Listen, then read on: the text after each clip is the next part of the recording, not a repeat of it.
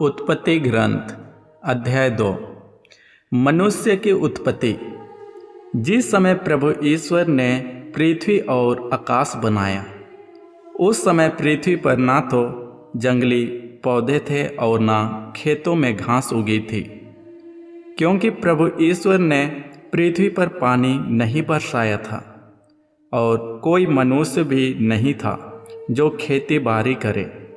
किंतु भूमि में से जल प्रवाह निकले और समस्त धरती सींचने लगे। प्रभु ने धरती की मिट्टी से मनुष्य को गाड़ा और उसके नथनों में प्राणवायु फूंक दी। इस प्रकार मनुष्य एक सजीव सत्व बन गया। इसके बाद ईश्वर ने पूर्व की ओर आदन में एक वाटिका लगाई और उसमें अपने द्वारा गाड़े इस मनुष्य को रखा। प्रभु ईश्वर ने धरती से सब प्रकार के वृक्ष उगाए जो देखने में सुंदर थे और जिनके फल स्वादिष्ट थे। वाटिका के बीचों बीच जीवन वृक्ष था और भले बुरे के ज्ञान का वृक्ष भी। आदन से वाटिका को सींचने वाली एक नदी निकलती थी और वहाँ वह 4 धाराओं में विभाजित हो जाती थी। पहली धारा का नाम पिसोन है। यह वह धारा है जो पूरे हवीला देश के चारों ओर बहती है। वहाँ सोना पाया जाता है। उस देश का सोना अच्छा होता है।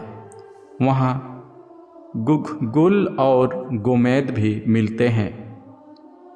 दूसरी धारा का नाम गिहोन है। या कुश देश के चारों ओर बहती है। तीसरे धारा का नाम दजला है। या असूर के पूर्व में बहती है। चौथी धारा का नाम फरात है। प्रभु ईश्वर ने मनुष्य को आदन की वाटिका में रख दिया, जिससे वह उसकी खेती बाड़ी और देखरेख करते रहे। प्रभु ईश्वर ने मनुष्य को यह आदेश दिया, तुम वाटिका के सभी वृक्षों के फल खा सकते हो, किंतु भले बुरे के ज्ञान के वृक्ष का फल नहीं खाना, क्योंकि जिस दिन तुम उसका फल खाओगे तुम अवश्य मर जाओगे। प्रभु ने कहा, अकेला रहना मनुष्य के लिए अच्छा नहीं, इसलिए मैं उसके लिए एक उपयुक्त सहयोगी बनाऊंगा।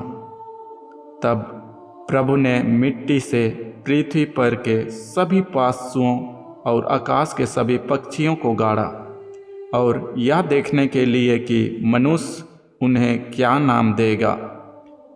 वह उन्हें मनुष्य के पास ले चला, क्योंकि मनुष्य ने प्रत्येक को जो नाम दिया होगा वही उसका नाम रहेगा। मनुष्य ने सभी घरेलू पशुओं, आकाश के पक्षियों और सभी जंगली जीव जंतुओं का नाम रखा, किंतु उसे अपने लिए उपयुक्त सहयोगी नहीं मिला।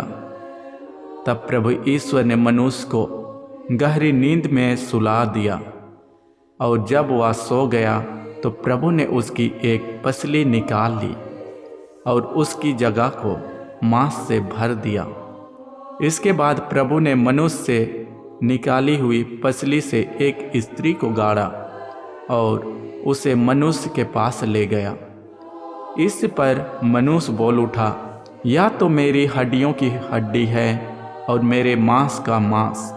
इसका नाम नारी होगा, क्योंकि यह तो नार से निकाली गई है। इस कारण पुरुष अपने माता पिता को छोड़ेगा और अपनी पत्नी के साथ रहेगा, और वे दोनों एक शरीर हो जाएंगे। वह मनुष्य और उसकी पत्नी दोनों नंगे थे, फिर भी उन्हें एक दूसरे के सामने लज्जा का अनुभव नहीं होता था। आमीन।